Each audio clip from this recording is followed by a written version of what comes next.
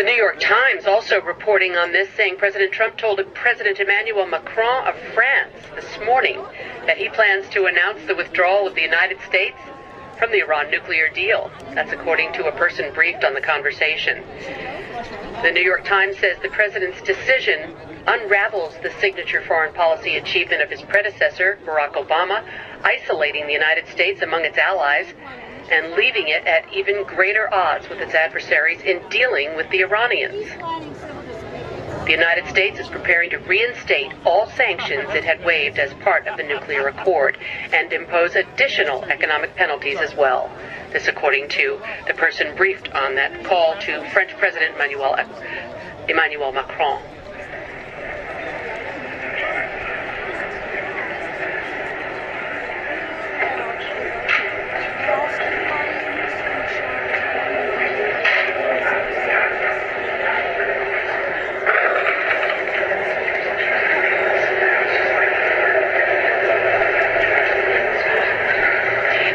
Is now directly facing the podium. We expect the president to enter the diplomatic room at the White House in just a moment. President Trump on the Iran nuclear agreement, starting in just a moment here on C-SPAN Radio.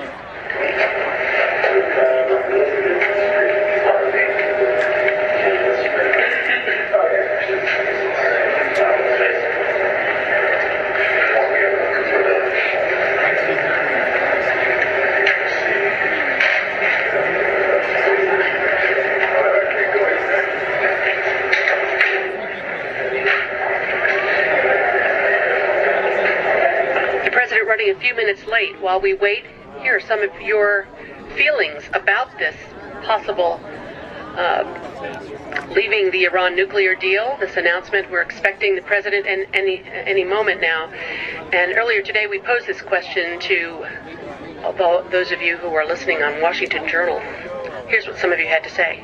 I think we need to know what is the end game if he leaves this treaty. I think I do have problems with this idea of him leaving this agreement, rather. I'm sorry. Go ahead, William. Finish your thought. Okay, I'm sorry. I think that's one point. The second point is I'm not the biggest fan of Iran. I am a veteran, a military veteran, but I think we need to understand Iran's anxiety towards the United States. Case in point, there's U.S. military presence in Iraq on one side, and on the other side in Afghanistan there's U.S. military presence. Just think about if Russia had troops in Canada and Mexico, how would Americans feel about that? They will feel uneasy about that.